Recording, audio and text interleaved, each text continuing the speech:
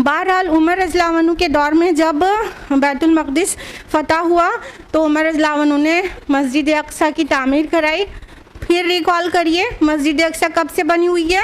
आदम अलैहिस्सलाम के बेटे के हाथ से बनी हुई है, कहीं मस्जिद हराम के 40 साल के बाद। बहरहाल उमर रज़ियल्लाहु अन्हु ने मस्जिद अक़सा तामीर कराई और उस मकाम को तलाशा जहाँ से नबी सल्लल्लाहु अलैहि वसल्लम का एसेंशन टू हेवन हुआ था, यानी मेराज का सफ़र। क्योंकि हमारे नबी सल्लल्लाहु अलैहि वसल्लम ने सहाबा को अपने बहुत डिटेल में बताया था उस जगह की पहचान, जहाँ जैसे जैसे गए और जहाँ से आसमानी सफ़र शुरू हुआ, बहुत डिटेल में बताया था। उमर रज़ियल्लाहु ने बहुत मेहनत करके, बहुत कोशिश करके उसको बहुत ढूंढा, फिर फाइनली वो जगह मिल गई जिस चट्टान से एसेंशन हुआ था। तो वो सखरा ढूंढने पे कामयाब हो गए उसे, और उसमें बाद में वो डोम बना दिया गया, तो उसे कुब्बतुस सखरा कहते हैं, डोम ऑफ द रॉक, जो कि 690 CE में अब्दुल मलिक बिन मरवान के हाथों बनाया गया था, जो कि एक उमय्यद कैलिफ है।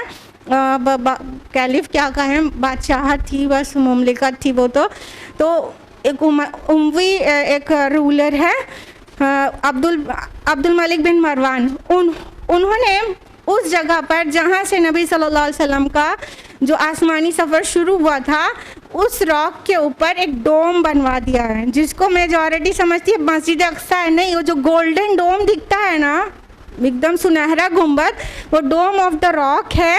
और वो 690 CE में 690 ईस्वी में बनाया गया है। मस्जिद अक़सा उसके बगल में है, मतलब मस्जिद अक़सा में अगर क़िबला रुख होके सलाह पढ़ने के लिए खड़े होंगे तो डोम ऑफ द रॉक पीछे होगा और दीवार गिरिया या वेलिंग वॉल उनके राइट में होगी। तो ये किसने किया था? ये बाद में डोम ऑफ द रॉक बनाया गया है, और फिर अब्दुल मलिक बिन मरवान ने उसको मस्जिद अक़सा को की तौसी की और उसको और मेंटेन किया और डोम पूरा बनाया, कुब्बतुस सखरा को। बहरहाल 637 ईस्वी में जब उमर रज़ियल्लाहु अन्हु ने बैतुल मक़दिस को फ़तह किया, तब से लेके 1099 ईस्वी तक ये मुसलमानों के ही हाथों में रहा।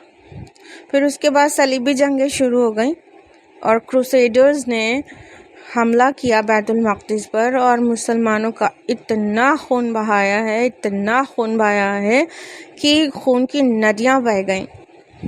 मस्जिद के सहन में खून तालाब की तरह से भरा हुआ था, और उसमें मुसलमानों की लाशें नहीं बल्कि लाशों के टुकड़े तैरते फिरते थे। और ये क्रिश्चियन हिस्टोरियंस खुद लिखते हैं कि गलियों में खून की ऐसी नदियाँ बह रही थीं कि घोड़े के घुटनों तक खून था। इतनी जुल्म ज़्यादती के साथ बैतुल मक़दिस पर उन्होंने कब्ज़ा किया क्रूसेडर्स ने। अल्टीमेटली 88 साल के बाद एक कुर्द ने, बात कर रहे हैं सलाहुद्दीन अय्यूबी की, 1187 ईस्वी में इसको फिर से फ़तह किया। तो अल्हम्दुलिल्लाह 88 साल के बाद बैतुल मक़दिस फिर फ़तह हुआ 1187 ईस्वी में, और ईसाइयों ने जो मस्जिद अक़सा में जो चेंजेस कर रखे थे वो सबको दुरुस्त किया गया। और ये ये मुसलमानों की देन है उनके लिए। 16th सेंचुरी में एक मुस्लिम रूलर ने उनको बताया था कि उनकी दीवार गिरिया जिसको कहते हैं, वो दीवार आज भी हैकल की, जो सेकेंड टेम्पल की, वो अभी मौजूद है। असल में वो पूरे कूड़े करकट में दबी हुई थी और किसी को उसका पता नहीं था। और ये हम नहीं कह रहे हैं, अगर ज्यूज़ की लिखी हुई हिस्ट्री भी पढ़ेंगे आप कहीं भी, क्रिश्चियंस की, किसी की भी, तो आपको पता चलेगा उनको 16th सेंचुरी तक अपनी वेस्टर्न वॉल का पता नहीं था, बल्कि सुल्तान सलीम उस्मानी ने उनको 16th सेंचुरी में पता चला कि एक वॉल बाकी है, यहूदियों को बताया, उसकी सफाई कराया, और वो वहाँ पर आकर ज़ियारत करने लगे और रोते हैं और हिलते हैं और गिरिया बाजारी करते हैं, इसलिए उसे दीवार गिरिया या वेलिंग वॉल कहते हैं। बहरहाल ये ये मुसलमानों का उनके साथ हुस्न सलूक था कि हमेशा ही उन्हें सपोर्ट किया, उनके साथ इंसाफ किया और उनके मुक़द्दस मकामात को देखना और आना अलाउ किया। ये सब हमेशा मुसलमान उनके साथ अच्छा ही करते रहे। लेकिन ये कौम मुसलमानों के लिए एहसान फरामोश है। जो अपने रब के एहसान फरामोश हो वो इंसानों की क्या हो सकती है। ये अल्लाह ताला के इंतहाई नाशुक्रे बंदे हैं, अपने नबियों के नाफरमान हैं और दीगर मखलूक के इंसानियत के दुश्मन हैं। एक्सेप्शंस हैं, वो हम बाद में बयान करेंगे कि यहूद के कौन लोग सिर्फ ऐसा नहीं करते हैं। बहरहाल ये एहसान फरामोशी उनकी रही है मुसलसल, और वो कहते हैं हमारे मीरास का मुल्क, मीरास का मुल्क। किस बात की मीरास का मुल्क और किस बात की होमलैंड, ये भी आप अपने जहन में क्लियर रखिए कि जो लोग इसराइल की फेवर करते हैं वो एक अपनी कैलकुलेशन से बताएं कि कब उस सरज़मीन पर ये बनी इसराइल और यहूद कितने दिन रहे हैं। अव्वलन उन्होंने उस सरज़मीन को अगर जब भी फतह किया है उस पर रहे हैं तो वो जेनोसाइड के ज़रिए बहुत नस्ल कुशी की है वहाँ इंसानों की, उसके बाद वो वहाँ दाखिल हो पाए हैं। और टोटल मिला के नॉर्थ पैलेस्टाइन में वो सिर्फ 400 से 500 साल रहे हैं और साउथ पैलेस्टाइन में उड़ के 800 से 900 साल तक वहाँ रहे हैं बस। और जो अरब हैं वो अरब वहाँ पर 2000 से 2500 साल तक रहे हैं। अब हमें बताएं कि किसका मुल्क हुआ वो, किसकी मीरास हुई वो, किसकी सरजमीन हुई वो।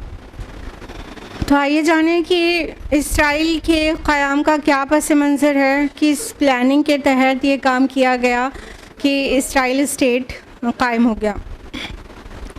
Eight the end of 19th century तहरीकें शुरू की गई कि ये जो इनका डायस्पोरा चल रहा है पूरी दुनिया में स्प्रेडेड हैं, वो आए फ़लस्तीन और यहाँ पर क़याम इख्तियार करें। तो एक जो बहुत बड़ी तहरीक उठी इस काम के लिए उसको सैहूनी तहरीक कहते हैं, ज़ायनिस्ट मूवमेंट। ज़ायनिस्ट आप बहुत पढ़ते होंगे ना, तो ज़ायनिस्ट मूवमेंट कहते हैं इसको। जो बिगिन किया था, जो इस तहरीक को लेकर उठा था, वो शख्स है थियोडर हर्ज़ल, जो 1897 में ये तहरीक बिगिन हुई थी, जिसके तहत इनको फ़लस्तीन पे कब्ज़ा करना था और हैकल की तामीर करना था। बहुत से हिडन एजेंडा भी हैं, वो आपका होमवर्क है, आप पढ़िएगा। तो बहुत सारी मतलब ऐसी खुफिया चीज़ें हैं इसके अंदर और बहुत चालबाजी है। और ये बिल्कुल भी रिलीजियस मूवमेंट नहीं है, बल्कि ये बिल्कुल खाली सेक्युलर मूवमेंट है और ये बस नस्ल परस्ती करने वालों की मूवमेंट है। ध्यान रहे, सारे ज़ायनिस्ट जो हैं वो सारे के सारे यहूदी ज़ायनिस्ट नहीं हैं। कुछ यहूदी ज़ायनिस्ट हैं जो इस तहरीक का हिस्सा हैं और कुछ यहूदी ज़ायनिस्ट नहीं हैं। ये अलग बात है कि जो इस वक्त बरसरे इक़्तिदार हैं वो ज़ायनिस्ट हैं। ये नेतन्याहू और उसके पहले के सब पीएम सब ये ज़ायनिस्ट हैं, लेकिन सारे यहूदी ज़ायनिस्ट नहीं हैं। यही वजह है कि ज़ायनिस्ट और ये जो ज्यूज़ हैं इनकी आपस में भी टसल है और सारे ज्यूज़ इस दर्जे के मतलब जालिम नहीं हैं और ये मुसलमानों के साथ जो कुछ हो रहा है उससे उनको हमदर्दी है। और आप देखते होंगे न्यूज़ में कि कितने ही ज्यूज़ ऐसे हैं जो ज़ायनिस्ट की मुखालफत करते हैं, इसराइल स्टेट की मुखालिफत करते हैं और पैलेस्टाइन की वो करते हैं, फेवर करते हैं। देखा है ना न्यूज़ में। तो सारे यहूदी ज़ायनिस्ट नहीं है और सारे इस तहरीक का हिस्सा नहीं है। लिहाजा 1897 में ये तहरीक शुरू की गई थी। फिर उसके बाद हर्ज़ल ने ये महसूस कर लिया कि उस वक्त जो उस्मानिया सल्तनत थी, ये जो ऑटमन एम्पायर या कह सकते हैं टर्किश एम्पायर भी कहते हैं, तो ये जो टर्किश एम्पायर ये मुसलमानों के हाथ में थी। उनको सही से समझ में आ गया था कि जब तक इनको नहीं मनाएंगे तब तक अपना काम होने वाला नहीं है। लिहाजा उस वक्त टर्किश एम्पायर बहुत ज़्यादा कर्ज में डूबी हुई थी। आपने पढ़ा ही होगा बिगनिंग ऑफ 20th सेंचुरी में पूरे टर्किश एम्पायर वो बहुत ज़्यादा कर्ज में थी, बहुत फाइनेंशियल क्राइसिस, बहुत बड़ा इकोनॉमिक क्राइसिस चल रहा था वहाँ पर। तो हर्जल ने सुल्तान अब्दुल हमीद ख़ान सानी जो कि सुल्तान थे वो टर्किश एम्पायर के, उनको एक ऑफ़र भेजा कि हम आपके सारे कर्ज़े अदा कर देंगे, बस आप हमको फ़लस्तीन को अपना कौमी वतन बनाने की इजाज़त दे दीजिए, ज्यूइश होमलैंड हमें बनाने दीजिए यहाँ पर, और हम आपके सारे कर्ज़े अदा कर देंगे, आपका कोई पेन आपका नहीं रहेगा, सब हम कर देंगे।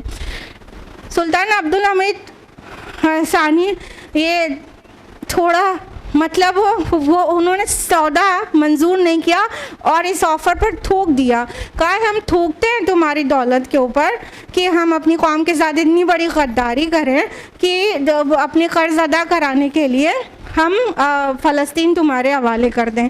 तो हम जब तक मैं ज़िंदा हूँ ये नहीं हो सकता, और जब तक सल्तनत उस्मानिया ये नहीं हो सकता। लिहाजा इन्हें समझ में आ गया था कि अब चाल कौन सी चलनी पड़ेगी। लिहाजा इन्होंने अब्दुल हमीद की तख्ता पलट की साजिशें शुरू कर दी, बहुत कुछ किया, उसमें से ये भी किया कि मुसलमान को मुसलमान से लड़वा दिया, तुर्क और मुसलमानों को आपस में टकरा दिया, ये आपस में खाना जंगी शुरू हो गई और काम हो गया आसान। ज़्यादा नहीं, सिर्फ 7 साल में 1908 में ये तख्ता पलट हो गया और माजूल कर दिए गए अब्दुल हमीद ख़ान सानी। लिहाजा ये थोड़ा स्ट्रॉन्ग हो गए और यहूदी दुनिया भर में जो स्प्रेडेड थे वो धीरे धीरे आके ये फ़लस्तीन में ज़मीनें ख़रीदने लगे। बिगनिंग कहाँ से हुई थी? ज़मीनें ख़रीदने से। ज़मीनें ख़रीदने लगे और यहाँ रहना शुरू कर दिया। तो वहाँ पर खाना जंगी तो मची हुई थी मुसलमानों की आपस में, उनकी ताकत और चूर हो गई। 1917 में डॉक्टर वाइजमैन ने फाइनली फर्स्ट वर्ल्ड वॉर के दरमियान अंग्रेज़ी हुकूमत से वो परवाना हासिल करने में कामयाबी हासिल कर ली जिसको दुनिया बैलफोर डिक्लेरेशन के नाम से जानती है। बैलफोर डिक्लेरेशन ये है कि ब्रिटिश एम्पायर कह रही है कि आप फ़लस्तीन को अपना कौमी वतन बनाइए, हम आपकी मदद करेंगे, हम आपका सपोर्ट करेंगे। तो ब्रिटिशर्स के हेल्प के साथ इनको अपना होमलैंड बनाने की इजाज़त मिल गई। लिहाजा फिर क्या था, ये जो बैलफोर डिक्लेरेशन है ना, ये क्रिश्चियंस की हिस्ट्री खुद उठाकर पढ़िए आप, ये कहेंगे कि इतनी शर्मनाक साजिशों के बाद ये चीज़ हुई है, इंतहा दर्जे की शर्मनाक साजिश जो इंसानी हुकूक के नाम पर कलंक है और ये कभी मिटाया नहीं जा सकता। इतना घटिया साजिशों के करने के बाद ये पॉसिबल हो पाया था बैलफोर डिक्लेरेशन। बहरहाल इन्होंने ले तो लिया था, ब्रिटिश एम्पायर मतलब ब्रिटिशर्स उस वक्त इतना स्ट्रॉन्ग थे और उनका सपोर्ट इन्हें पूरा मिल गया कि अब ये होमलैंड बना सकते हैं, यहाँ पे आके बस सकते हैं। किस बात की Jewish homeland? They were less than 5% in population at that time, 1917 की बात कर रहे हैं। बहरहाल अब जब इतना सपोर्ट मिल ही गया था तो दुनिया भर से ज्यूज़ आना शुरू हो गए फ़लस्तीन और ज़मीनें ख़रीदने का सिलसिला शुरू हो गया और बड़ी आसानी से, बहुत आराम से इनको ज़मीनें मिलती गईं और कुछ को छीनते गए और औने पौने दाम पे लिया और कुछ को घर से बाहर निकाल के कब्ज़ा किया। इस तरह चल रहा था। 1922 में लीग ऑफ नेशंस का ये फैसला आ गया कि ये दोनों आपस में बिना वजह ही लड़ रहे हैं, ऐसा है, इसको ब्रिटिश मैंडेट में दिया जाता है फ़लस्तीन को। सुभान अल्लाह, ये इन लोगों का इंसाफ है, अल्लाह के यहाँ खड़े होंगे। लीग ऑफ नेशंस का ये इंसाफ था। बहरहाल ये ब्रिटिश मैंडेट में देने के बाद लीग ऑफ नेशंस ने तो जो ब्रिटिश मैंडेट ने इनको बहुत आसानियाँ दी। वो क्या कि ऐसे कवानीन बनाए गए कि इनका ज़मीनें ख़रीदना आसान हो गया और मुसलमानों को मार भगाना आसान हो गया। मुसलमानों पर बहुत जुल्म होने लगा, फ़लस्तीन के मुसलमानों पर। उनको घर से निकाल दिया जाता, उनको भगा दिया जाता, उनके ऊपर जुल्म होता, उनके बच्चे मारे जाते, उनकी औरतों को सताया जाता। ये सब कुछ हो रहा था ब्रिटिश मैंडेट के नाक के नीचे। फिर उसके बाद 1917 से 1947 के दरमियान सिर्फ 30 सालों में ये ज्यूइश होमलैंड तो बनाने आए थे और इस लायक हो गए कि ज्यूइश स्टेट बनाए। और 1947 में ये अंधेर हो गया कि UN जनरल असेंबली ने इनको फ़लस्तीन को यहूदियों और अरबों के दरमियान तकसीम कर दिया कि ज्यूज़ और फ़लस्तीनी मुसलमानों के दरमियान इस लैंड को डिस्ट्रीब्यूट कर देते हैं। और डिस्ट्रीब्यूशन भी इतना भोंडा, इतना नाइंसाफ़ी पर मबनी, you won't believe. 55% land Jews को दी गई, जो उस वक्त बहुत कम तादाद में थे, 33% से भी कम थे। और 45% लैंड उनको दी गई जो मुसलमान 67 से ज़्यादा % तादाद में वहाँ थे। ये इनका इंसाफ था लीग ऑफ नेशंस का।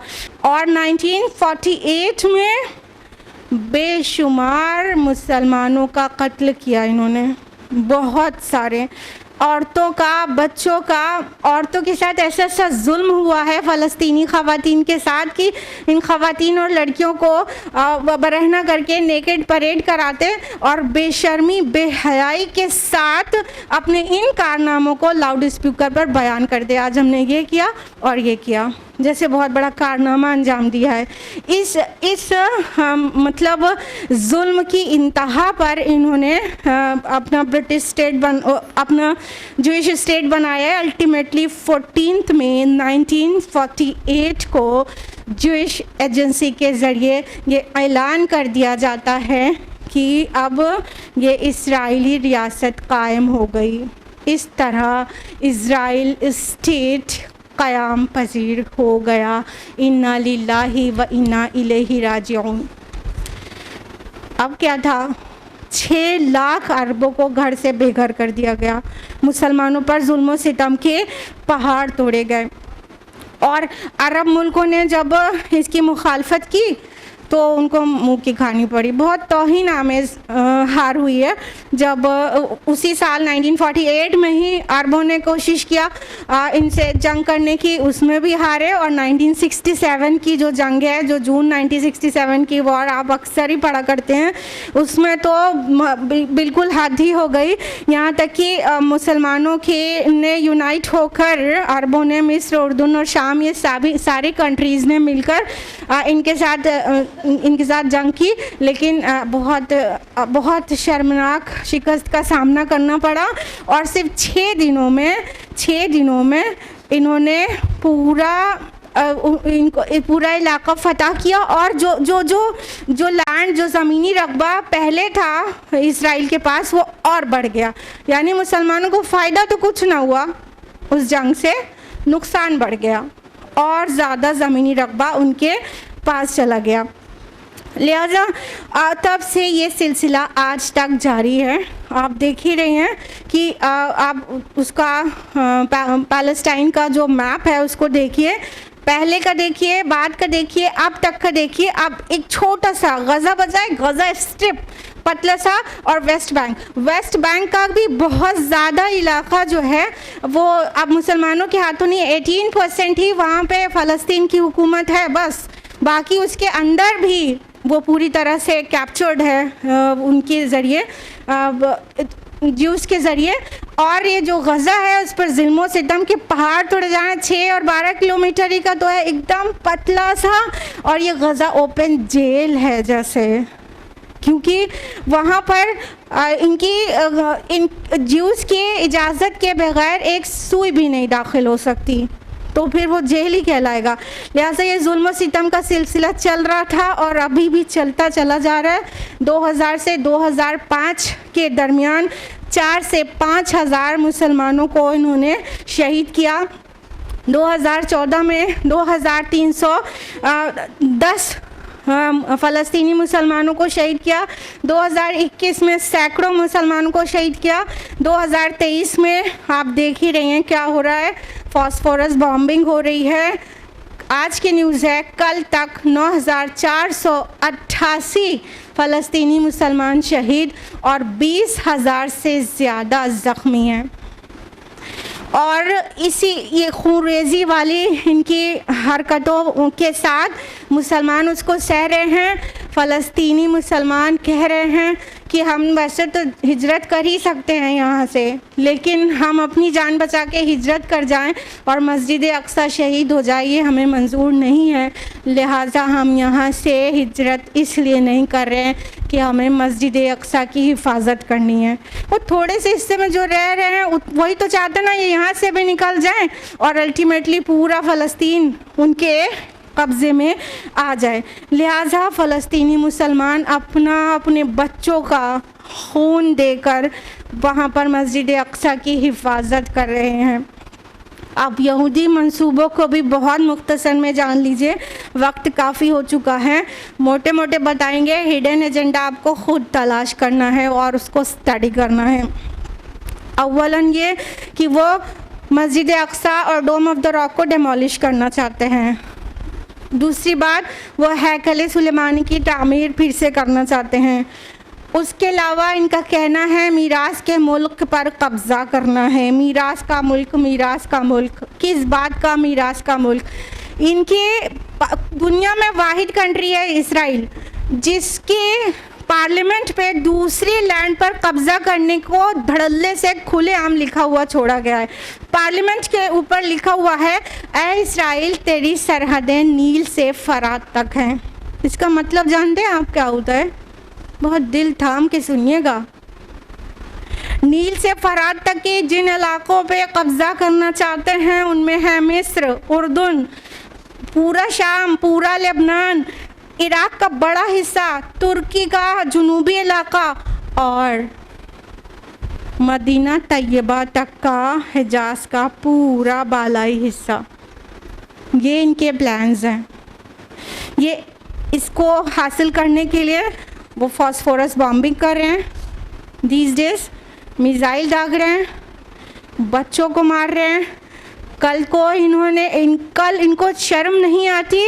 ये नाहंजार कौम कल इनके बच्चों को किल कर रहा था फिरौन, तो अल्लाह ताला ने अपनी रहमत का मज़हर मूसा अलैहिस्सलाम को भेजा और उन मूसा अलैहिस्सलाम ने उनको वहाँ से रिलीज़ कराया। आज ये दूसरी कौम के बच्चों को मार रहे हैं। ये जिस तरह फिरौन का प्लान था कि बच्चों को मारने के बाद इंसान को इमोशनली और उसको साइकोलॉजिकली वो मतलब कमज़ोर किया जा सकता है, इसलिए वो ये बच्चों को मासूम बच्चों को मार रहे हैं। किस दिल के इंसान हैं ऐसी गद्दार, अल्लाह के गद्दार और इंसानों के एहसान फरामोश बल्कि एहसान नाशनाज, एक्सेप्ट फॉर दोज ज्यूज़ जो कि हक के साथ खड़े हैं और ज़ायनिस्ट नहीं हैं और हक की बात कहते हैं, चाहे कि वो ज्यूज़ हैं। सिर्फ उनके साथ माजरत, बाकी सारी पूरी कौम इस कदर अल्लाह की और रसूलों की और इंसानों की इस कदर दुश्मन है। जहाँ तक इस सिचुएशन की एनालिसिस की बात है, तो अगर हम इसको सेक्युलर लेवल पे एनालाइज करें तो क्या समझ में आता है? 70 से 1917 ईस्वी तक 1847 साल होते हैं। 1850 साल के बाद कोई अचानक आके कहने लगे कि ये मेरी ज़मीन है, तो ये क्या जायज़ बात लगती है? 1850 साल के बाद होमलैंड और अपनी ज़मीन होने का दावा और वहाँ के रहने वालों को घरों से निकाल के किक आउट करना और उनको मारना, उन पर जुल्म सितम करना, ये कोई नॉर्मल बात लगती है? ये कोई भी सेक्युलर इंसान हो, ना हो मुस्लिम, वो कोई सेक्युलर इंसान हो, सेक्युलर कंट्री हो, ज़रा वो बताए कि ये किस कैलकुलेशन से इनकी होमलैंड हुई है? ये सारे 1800 साल से हरगिज़ भी वहाँ पे नहीं थे और इनकी होमलैंड हो गई। रही बात रिलीजियस लेवल पर, तो ये कहते हैं हमारी प्रॉमिस्ड लैंड है और सूरह माइदा का हवाला भी देते हैं कि अल्लाह ने हमारे लिए लिख दिया है। तो ये भूल गए हैं कि अल्लाह के वादे जो हैं मशरूत होते हैं। अल्लाह का वादा उनके साथ होता है जो वफ़ादार लोग होते हैं अल्लाह और रसूल के। और जब अल्लाह कोई चीज़ का वादा करते हैं तो उसके साथ कुछ जिम्मेदारियां भी देते हैं ना। उन जिम्मेदारियों को जो पूरा करता है उनके साथ वादा पूरा किया जाता है, ना कि ऐसे गद्दार लोगों के साथ जिन्होंने नबियों का कत्ल किया हो और वो जिम्मेदारी तो बिल्कुल ही ना पूरी करते हों जिसके ऊपर उन्हें अपॉइंट किया गया हो। कोई भी मिल्लत जब उम्मत मुस्लिमा है, जब भी कभी, चाहे ये थे चाहे आज हम हैं, उसकी जिम्मेदारी है दूसरों तक हक़ को पहुँचाए, अल्लाह की पहचान कराए और हाँ भलाई की तरफ बुलाए, बुराई से रोके। ये जिम्मेदारी है। तौरात में भी उनको ये करने का हुक्म था, लेकिन ये किसी को दावत देते हैं? ये तो सिर्फ नस्ल परस्ती करते हैं, अपने कौम के अलावा किसी और को अपने अंदर दाखिल ही नहीं होने देते हैं। दावत का काम नहीं करते हैं, किसी नॉन जीव को जीव नहीं बनने देते हैं। तो ये तो मतलब जिम्मेदारी तो उठा नहीं रहे। तो फिर इनके लिए मीरास का मुल्क कैसे हो गया? अगर हम अपनी बात को इनके एग्जाम्पल से नहीं समझा पाए हैं तो let's take an example of daily life. मान लीजिए कोई स्कूल है, वहाँ पर एक टीचर है। स्कूल मैनेजमेंट टीचर को ये टास्क देता है कि आप ये टास्क कर लो, एक बहुत अहम टास्क है, इस टास्क को कर लो तो आपको प्रिंसिपलशिप दे देंगे, आपको प्रिंसिपल बना देंगे, प्रमोशन कर देंगे, ठीक है।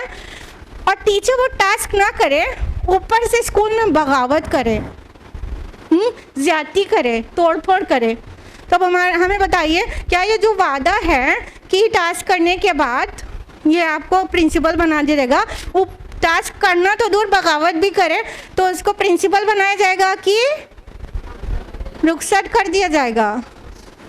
यही हुआ है। ये पहले इमामतुन नास के मनसब पर फाइज थे, हाँ, लोगों के इमाम थे, इनका काम था हक को फैलाना, बुराई से रोकना, लेकिन इन्होंने उस काम को नहीं अंजाम दिया, तौरात के एहकाम को नहीं माना, उसके सही हामिल नहीं बने, तो अल्लाह ताला ने उनको उनके मनसब से बर्खास्त कर दिया। इनको डिसमिस करके अल्लाह ताला ने बनु इस्माइल से अपने आखिरी रसूल को भेजकर इस मनसब पर फाइज कर दिया उसके मानने वालों को। तो आप बताएं कि ये प्रॉमिस्ड लैंड उनकी है या सारे नबियों पर जो ईमान लाता है उसकी है? तो ये अपनी जिम्मेदारी समझना नहीं चाहते हैं और जिम्मेदारी पूरी नहीं करते हैं और हवाला देते हैं प्रॉमिस्ड लैंड का। तो ये कहीं का भी इंसाफ नहीं है। अब हम लोग चलते चलते अपना रोल देख लें बहुत जल्दी से, कम अल्फाज में।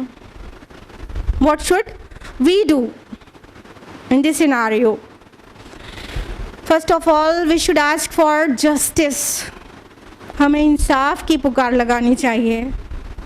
वो मुस्लिम कंट्रीज़ और सेक्युलर कंट्रीज़ इवन बड़े ह्यूमन राइट्स के वो प्रिंस बने बैठे रहते हैं, ह्यूमन राइट्स की बहुत कलमे पढ़ते हैं। उनसे कहा जाए कि देखो कैसा इंसानियत के ऊपर जुल्म हो रहा है, कुछ तो करो। जिनके पास ताकत है वो ताकत से रोके ना, ताकत से।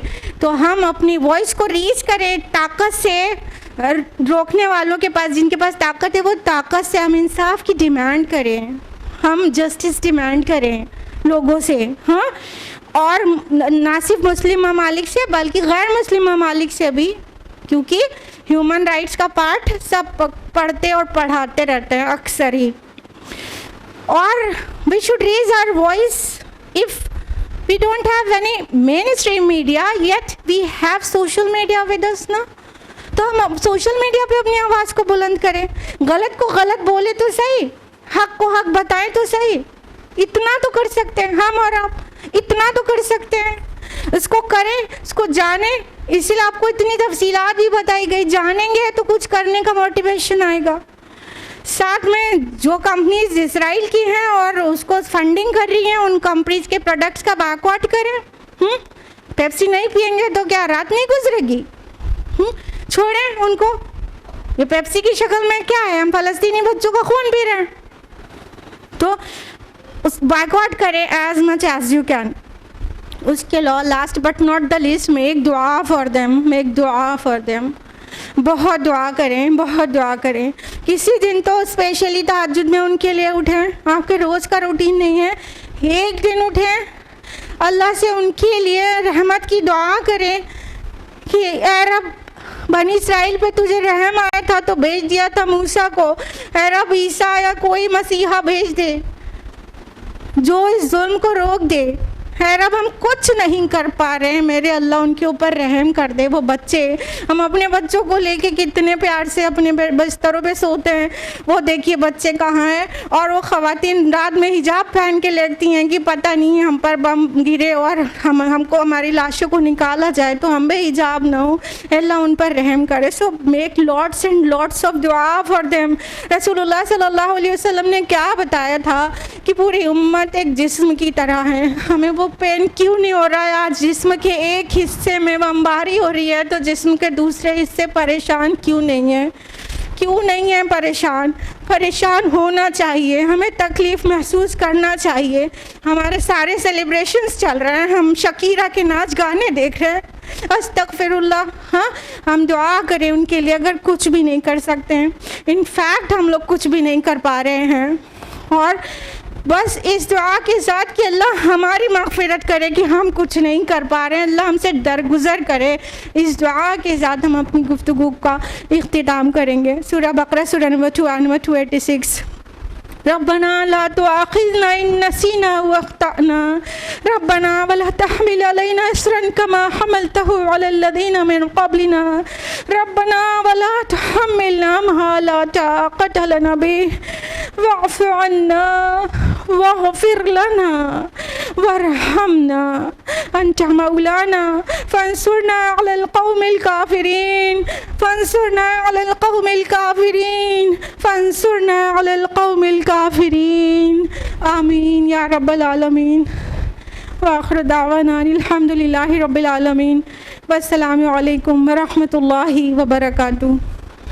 जज़ाकिल्लाहु खैरा sister, indeed it was very informative. आपने एक लंबी मुद्दत को, एक अरसा दराज को मुख्तसर लफ्ज़ों में हमारे सामने रखा है। हमने जाना कि हैकल सुलेमान एक वन ऑफ द रीज़न्स है इस जेनोसाइड का। किस तरह इन यहूदियों ने मुसलमानों की रहम दिली का नतीजा कत्ल गारत से दिया है। अल्लाह ताला से दुआ है कि वो हमें हिदायत दे और इस्लामिक स्टेट्स को तौफीक दे कि वो अपनी बुज़दिली को छोड़कर नेसेसरी मेजर्स लें, और हम सब अपने रब की तरफ पलट जाएं और ख़ूब दुआ करें, और फ़लस्तीनी मुसलमानों के लिए खूब अपनी दुआ, फ़लस्तीनी मुसलमानों को अपनी दुआओं में याद रखें। इसी के साथ मैं अपने प्रोग्राम का इख्तिताम करती हूँ। सुब्हानक अल्लाहुम्मा व बिहम्दिका नशहदु अल्ला इलाहा इल्ला अंता नस्तगफिरुका व नतूबु इलैक। जज़ाकुमुल्लाहु खैरा। अस्सलामु अलैकुम व रहमतुल्लाहि व बरकातुहू।